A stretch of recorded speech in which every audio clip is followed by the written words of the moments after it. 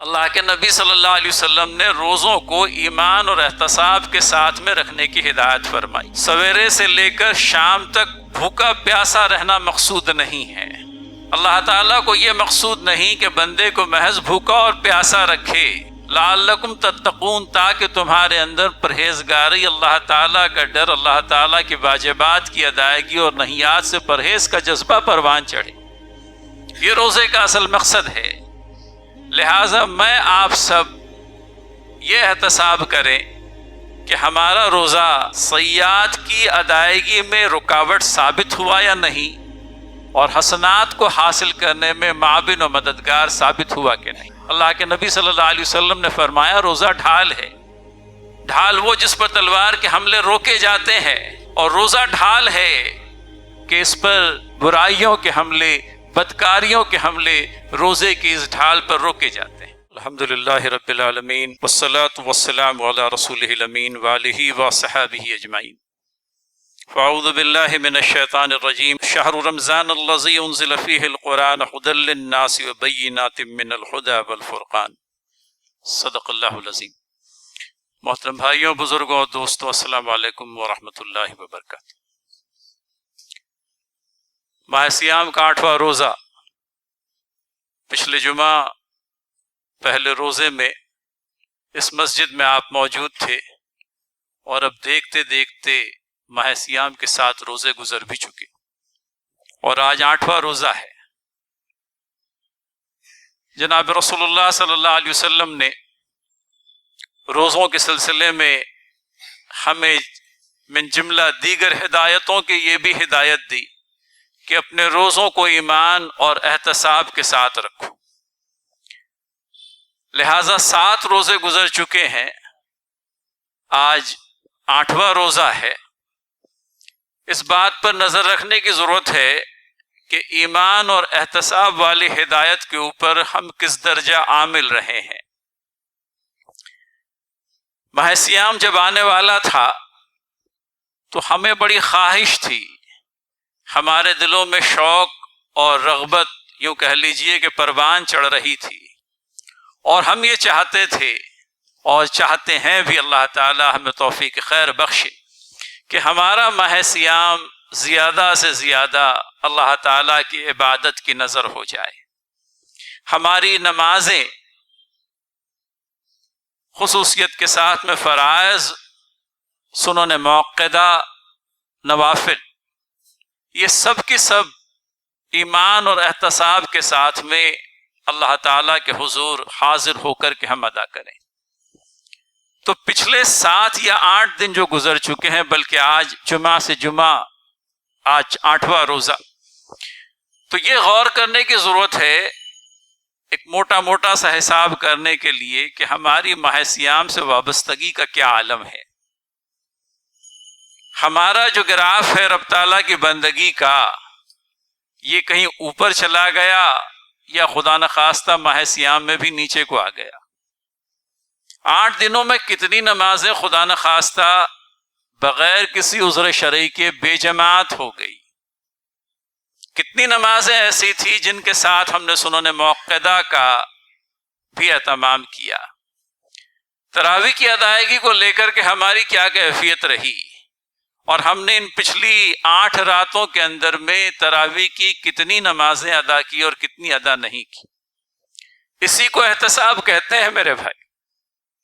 اللہ کے نبی صلی اللہ علیہ وسلم نے روزوں کو ایمان اور احتساب کے ساتھ میں رکھنے کی ہدایت فرمائی۔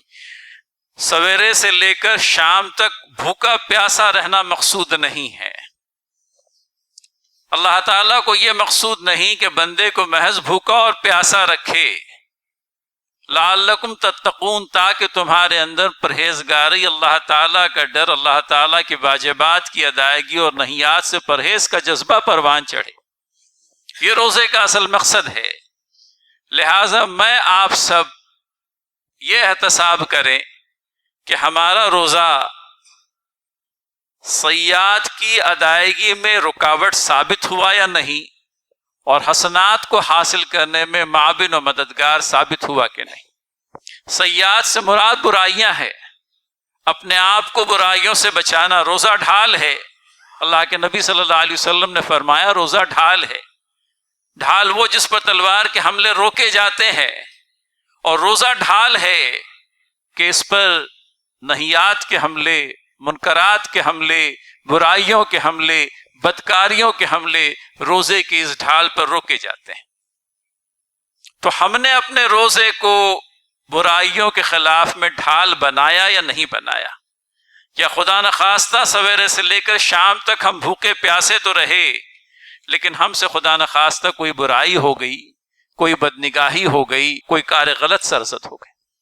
اللہ تعالیٰ مامون و محفوظ رکھے، اور روزوں کو بحسن خوبی احتساب کے ساتھ میں اور ایمان کے ساتھ میں ادا کرنے کی توفیق بخشے۔ اس احتساب کا مقصد یہ بھی ہے کہ پچھلے 7 دنوں میں جو کچھ کوتاہیاں ہوئی نمازوں کی ادائیگیوں کو لے کر، تراویح کی ادائیگی کو لے کر، سنت موقدہ کی ادائیگی کو لے کر، آئندہ کے لیے ہم اس کوتاہی سے بچیں۔ ہماری اس بات پر نظر ہو کہ ہمارا یہ گراف جو ہے، ترسیم کے پیپر پر بچے گراف بناتے ہیں اور وہ گراف جو ہے اونچا اٹھتا چلا جائے۔ کل کی جو ایمانی کیفیت تھی، آج کی ایمانی کیفیت اس سے بہتر ہو۔ کل تک جو نمازوں کی ادائیگی ہوتی رہی، آج نمازوں کی ادائیگی اس سے بہتر ہو۔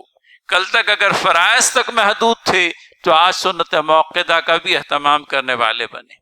اور پھر تراویح کے ضمن میں چند ایک باتیں مزید ارشاد کرتا چلوں۔ قیام اللیل، تراویح کی نماز، رمضان کے اندر میں ایک اضافی نماز، اللہ کے نبی صلی اللہ علیہ وسلم کو اس امت کا بڑا درد رہتا تھا۔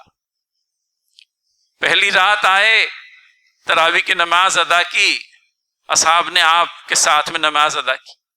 دوسری رات بھی آئے اور تیسری رات نہیں آئے، اپنے طور پر ایک گہری نماز ادا کی۔ اصحاب رسول اللہ صلی اللہ علیہ وسلم پوچھ بیٹھے کہ اے نبی محترم صلی اللہ علیہ وسلم، ایسا کیوں کر ہوا کہ پہلی 2 راتیں تو آپ نے ہمیں باجماعت نماز پڑھائی، تراویح ہمارے ساتھ پڑھی، اور تیسری میں آپ شامل نہیں ہوئے؟ کہا کہ مجھے اس بات کا اندیشہ ہوا کہ کہیں تراویح کی نماز میری امت پر فرض نہ کر دی جائے۔ یہ بھی خیال تھا کہ اس امت کے اوپر اللہ تعالیٰ کی طرف سے کوئی ایسا فریضہ نہ آ جائے جو امت ادا کرنے سے قاصر رہ جائے گی، کیونکہ اگر متواتر طور پر میں نے اسے باجماعت ادا کر دیا تو پھر اس کی حیثیت ایک فرض کی ہو جائے گی، اور پھر تم پر یہ نماز جو ہے فرض ہو جائے گی۔ یہ بھی خیال کرتے تھے۔ آپ دیکھیں، اس امت کے لیے حسنات کے طلبگار تو تھے ہی، لیکن نہیں چاہتے تھے کہ اللہ تعالیٰ کی طرف سے کوئی ایسا فریضہ عائد ہو جائے جس کے تعلق سے کہیں اس بات کا گمان رہا ہوگا کہ افراد امت اس فریضے کو ادا کرنے سے قاصر رہ جائیں گے۔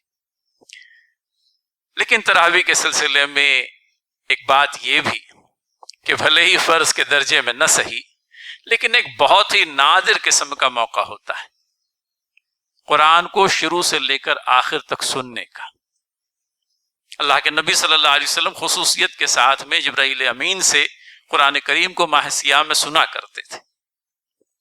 تو یہ قرآن کریم کو سننے کا جو عمل ہے، لکھنے والوں نے تو یہاں تک کہ لکھا ہے کہ کتاب اللہ کو محبت کی نگاہ سے دیکھنا یہ بھی باعث ثواب ہے۔ تو اس کتاب اللہ کو کم از کم ایک مرتبہ شروع سے آخر تک نماز تراویح کے اندر میں سن لیں۔ یہ تو کم سے کم حق ہوا۔ کتاب کے جو حقوق ہیں وہ انشاءاللہ اس گفتگو کے اندر میں آئیں گے، اور پھر اس کے بعد میں وہ کیفیت جو تھوڑی بددلی والی ہے، وہ کیفیت جو نماز تراویح کا لطف لینے سے ہمیں روک دیتی ہے، اس کو تھوڑا دور کرنے کی ضرورت ہے۔ لوگ آتے ہیں شوق سے نماز کے لیے، تراویح کا قیام کسی قدر لمبا ہوتا ہے، اور جہاں 8 رکعتیں پڑھی جاتی ہے وہاں تو قیام اور بھی لمبا ہوتا ہے۔ لیکن اس بات کا خیال کریں، اور اس سے پہلے بھی شاید کہ یہ بات کہی ہے، اب قرآن کے سلسلے میں وہ جو کم از کم ریکوائرمنٹ تھا اس کو ناظرہ پڑھ لینے کا، اس سے اب آگے کو بڑھے میرے بھائی۔ ایک عمر گزر گئی، اللہ تعالیٰ کی کتاب کے کئی ایک حقوق، اور ان میں سے ایک حق یہ بھی کہ اللہ تعالیٰ کی کتاب کو سمجھ کر کے پڑھیں۔ جس دن قرآن کو سمجھ کر کے پڑھیں گے، نماز تراویح کے اندر میں وہ لطف آئے گا کہ نماز تراویح کی کوئی تکان ہی محسوس نہیں ہوگی. قیام لمبا ہو جائے کوئی حرج نہیں. میں امام کے زبانی اللہ تعالیٰ کے کلام کو سننا چاہتا ہوں. ایک آیت سے گزرے اور معلوم ہے کہ سورہ کے اندر میں آئندہ یہ آیت آنے والی ہے، لہٰذا میری توجہ اس بات پر لگی ہوئی ہے کہ وہ آیت کب آئے گی. تو ایک موٹا موٹا سا حساب کرتے چلے، کم از کم ایک نظر ڈالیں قرآن کے اس حصے پر جو آج کی تراویح میں پڑھا جانے والا ہے، اور تھوڑی سی تیاری کے ساتھ میں تراویح کے لیے آ جائیں. تھکن بھی دور ہو جائے گی، خوب دل بھی لگے گا، اور نماز پڑھنے کا جو لطف ہے، عبادت کی جو چاشنی ہے، وہ بھی انشاءاللہ حاصل ہو کر رہے گی، اللہ تعالیٰ چاہے. تو یہ ایک التماس تراویح کے سلسلے میں، کیونکہ چند ایک ذاتی تجربات ہے جن کے نتیجے میں یہ بات کہنی پڑی کہ کہیں لوگ جو ہے تراویح کو ادا کرنے کے سلسلے میں کچھ یوں کہہ لیجئے کہ پس و پیش کا شکار تو نہیں، لیکن ادائیگی کو لے کر کے کہیں بھاری پن محسوس کر رہے ہیں. اپنی طبیعت پر بار سمجھ کر کے نماز کی ادائیگی ہو، یہ اللہ تعالیٰ کو مقصود نہیں ہے. اللہ تعالیٰ جو ہے دل کی رغبتوں اور خواہشات کے ساتھ میں نمازوں کی ادائیگی چاہتے ہیں، اور بڑے اجر و ثواب کی بات کہی ہے. وہ شخص جس نے ایمان اور احتساب کے ساتھ میں قیام اللیل کیا، تراویح کا اہتمام کیا، نبی محترم صلی اللہ علیہ وسلم، رسول برحق صلی اللہ علیہ وسلم نے کہا اپنی حدیث میں، اس کے پچھلے سارے گناہ معاف کر دیے. کون نہیں چاہے گا اپنے پچھلے سارے گناہ معاف کروانا؟ شرطیں دو ہی ہے، ایمان اور احتساب. روح سے خالی جسم مردہ قرار دیا جاتا ہے، اور روح سے خالی عبادت محض ایک جسمانی مشق بن کر کے رہ جاتی ہے. تو ہماری عبادتیں خصوصیت کے ساتھ میں نمازیں روح سے خالی نہ ہو. اللہ تعالیٰ کا استحضار، اللہ تعالیٰ کی یاد، مقصد بتایا گیا اقیم الصلاۃ لذکری، نماز کو قائم کرو میری یاد کو تازہ کرنے کے لیے. وہ دل جو اللہ تعالیٰ کی یاد سے یوں کہہ لیجئے کہ بیزار ہے، وہ دل جو اللہ تعالیٰ کی یاد سے غافل ہے، پھر نمازوں کے اندر میں ہماری شرکت ایک جسم محض کی حیثیت رکھتی. دل و جان سے شرکت چاہتا ہے اللہ تعالیٰ نماز میں ہمارے دل کے اندر میں خشیت طاری ہو جائے. سورہ بقرہ کے اندر میں جب پڑھا جائے ربنا لا تواخذنا ان نسینا او اخطانا، کہ باری تعالیٰ جو نسیان ہوئی، جو جانے بوجھے خطائیں ہوئی، جو انجانے میں خطائیں ہوئی، سب کو معاف کر دے. مواخذہ نہ فرما، پوچھ گچھ نہ کر، پکڑ دھکڑ والا معاملہ نہ ہو باری تعالیٰ. ربنا لا تواخذنا ان نسینا او اخطانا. تب یہ یاد آئے کہ امام محترم نے اس پوری کی پوری امت کے لیے، بلکہ تمام طرح اہل ایمان کے لیے یہ دعا کی کہ باری تعالیٰ ہماری خطاؤں پر، ہماری لغزشوں پر، ہمارے نسیان پر ہمارا مواخذہ نہ فرما. جب یہ کیفیت طاری ہوگی، اور جب امام اس قرأت کو کرے گا، اور جب اس قرأت کو اس انداز سے سنا جائے گا، تو وہ دعا آپ کے لیے بھی ہے، وہ دعا ہر تراویح کے شریک کے لیے ہے. اور بھی کئی ایک مقامات آتے ہیں، دوزخ کے عذاب کا تذکرہ آتا ہے، جنت کی نعمتوں کا تذکرہ آتا ہے. اصحاب رسول اللہ صلی اللہ علیہ وسلم کو نبی کریم صلی اللہ علیہ وسلم کے ذریعے سے غزوات اور جہاد پر جس طرح سے اللہ تعالیٰ نے ابھارا، اس کا بھی تذکرہ آتا ہے.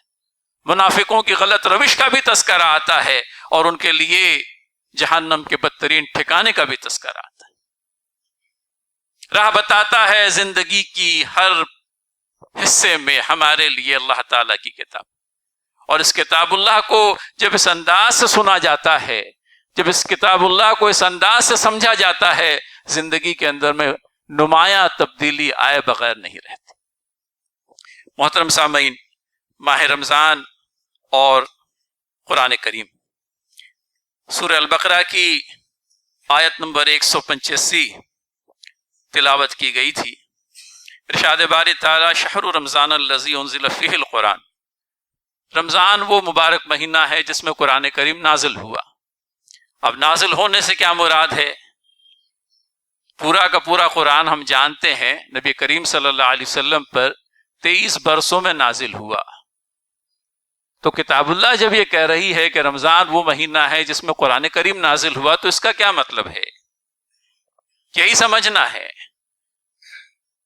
نازل سے مراد یہ ہے کہ آسمان دنیا کہتے ہیں اس آسمان کو جو زمین سے سب سے زیادہ قریب ہے۔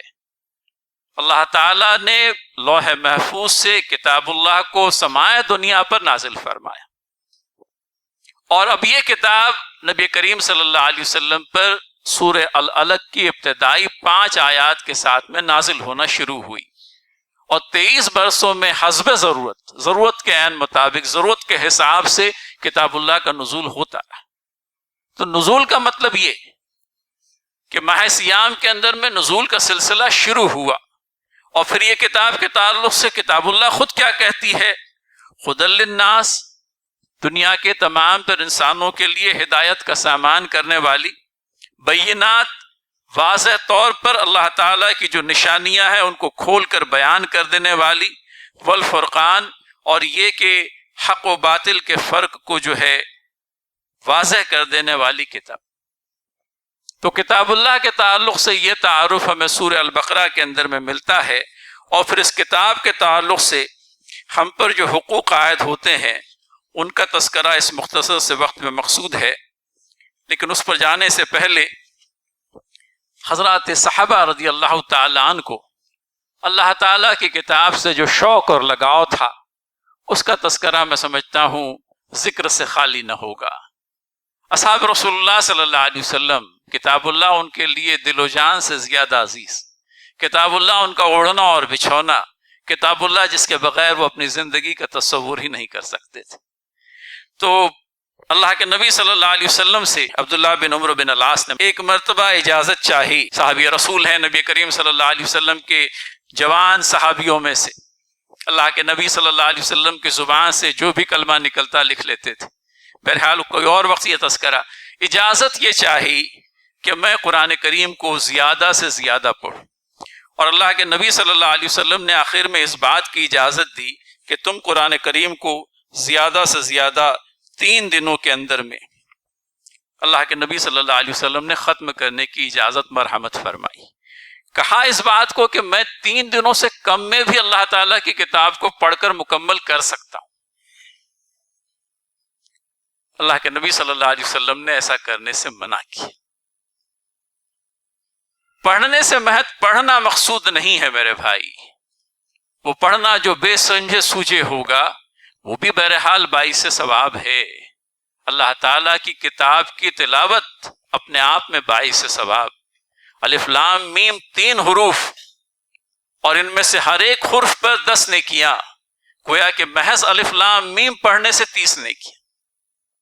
کتاب ثواب کے علاوہ اللہ تعالیٰ کی کتاب نے کتاب ہدایت کی حیثیت سے اپنا تعارف کرایا، اور اللہ کے نبی صلی اللہ علیہ وسلم کے صحابی میں سے حضرت عثمان بن عفان اور ابن مسعود رضی اللہ تعالیٰ عنہ سے مروی ہے کہ ہم قرآن مجید کی 10 آیت سیکھا کرتے تھے، اور جب ان پر عمل کر لیتے تو آگے کی آیات سیکھتے تھے۔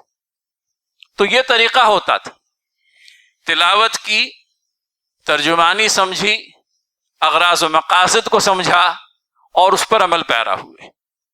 تو یہ ان کا طریقہ تھا کہ ہم ایک وقت میں 10 آیتوں کو لیتے، ان کو سیکھتے، اور سیکھنے سے ظاہر مراد ہے کہ محض پڑھنا نہیں ہوا، سیکھنا، سمجھنا، معانی و مطالب پر غور و خوض، تقاضے کیا ہیں ان کی جانچ پڑتال، اور یہ کہ آخر میں ان پر عمل پیرا ہونا۔ تو یہ طریقہ صحابہ رضی اللہ تعالی عنہم رہا ہے۔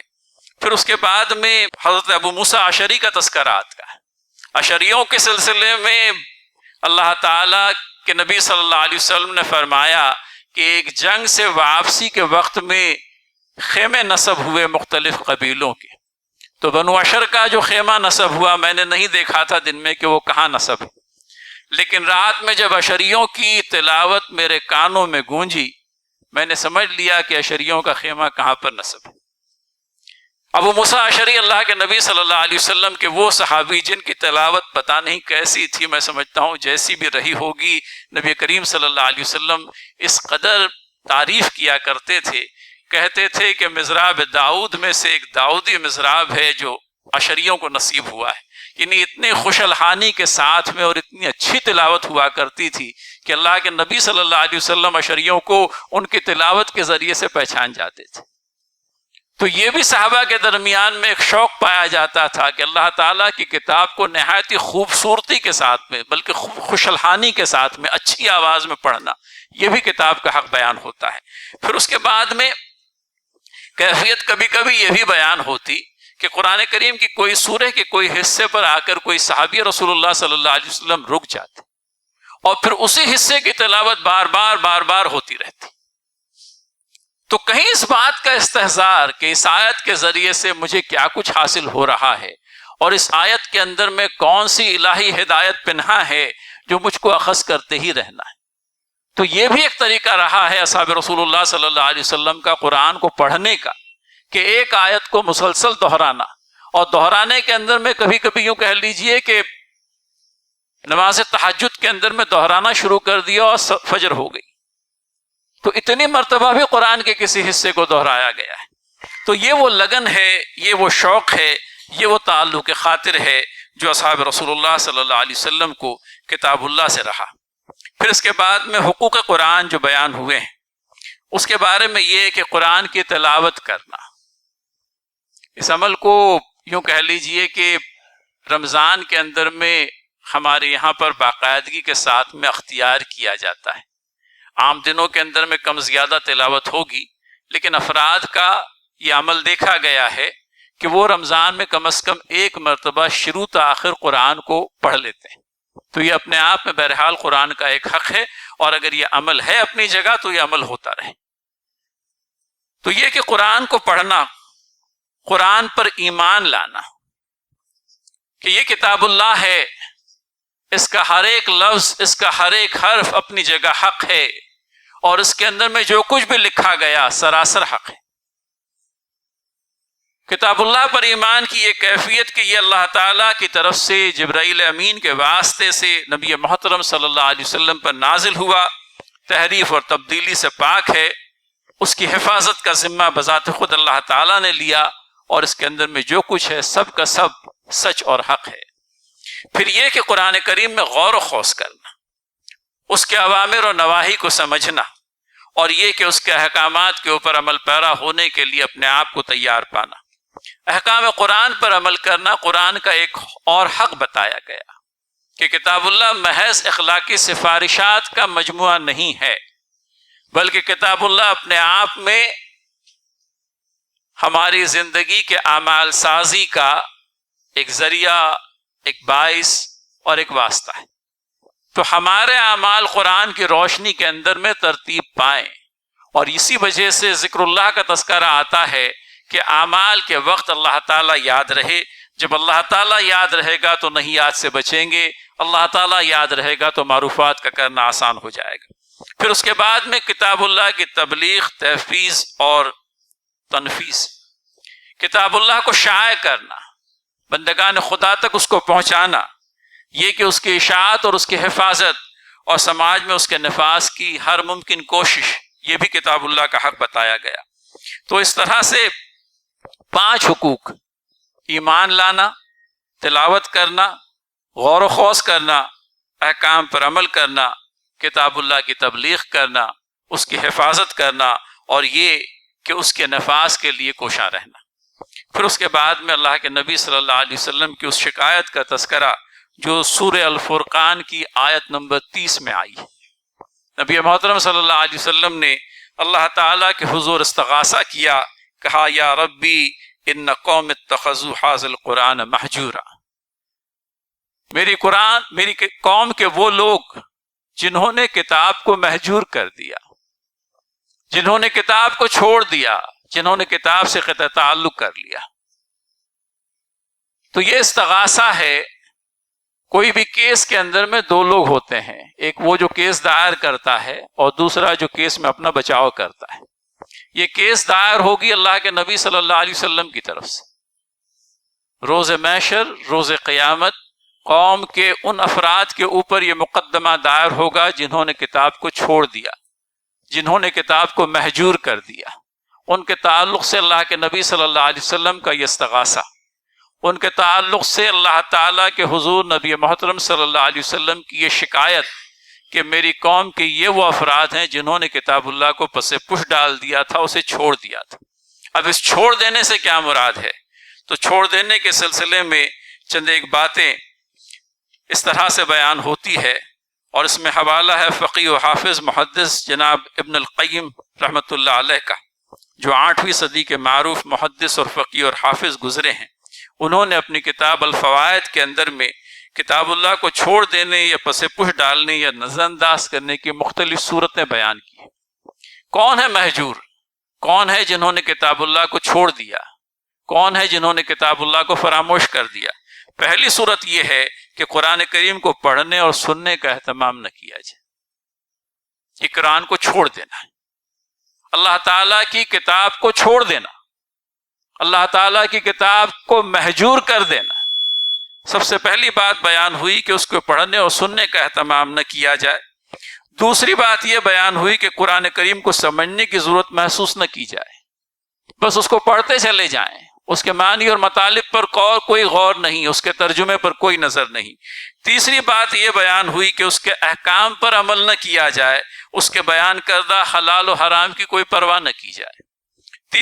چوتھی بات بیان ہوتی ہے کہ زندگی کے تنازعات میں، زندگی کے جھگڑوں میں، ہمارے آپسی معاملات میں کتاب اللہ کو حکم تسلیم کرنا، اس کے فیصلے کو بلا چوں چرا تسلیم کرنا ایمان کے تقاضوں میں سے بھی ہے، اور کتاب اللہ کو مہجور کرنے والی بات جو ہے اس کی مخالفت کرنے والی ہے کہ جہاں اللہ تعالیٰ کی کتاب کو ہم نے اپنے فیصلوں کے درمیان میں حکم بنا دیا، جہاں اللہ تعالیٰ کی کتاب ہمارے لیے قاضی اور جج بن گئی، جہاں اللہ تعالیٰ کی کتاب قول فیصل بن گئی، یوں کہہ لیجئے کہ کتاب کے مہجور ہونے کے الزام سے ہم لوگ محفوظ رہیں گے۔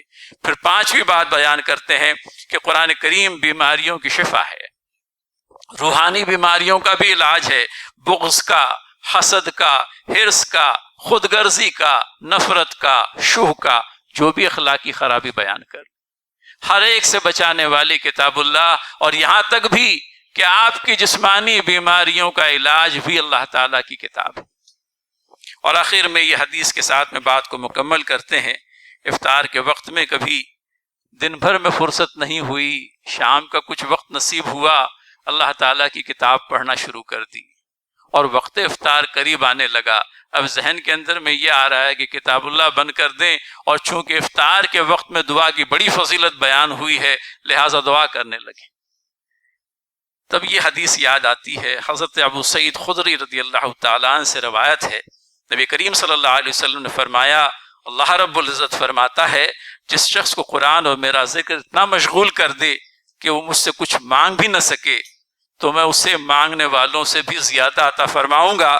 اور تمام کلاموں پر اللہ تعالیٰ کے کلام کی فضیلت ایسی ہے جس طرح اللہ تعالیٰ کی فضیلت اپنے مخلوق پر ہے۔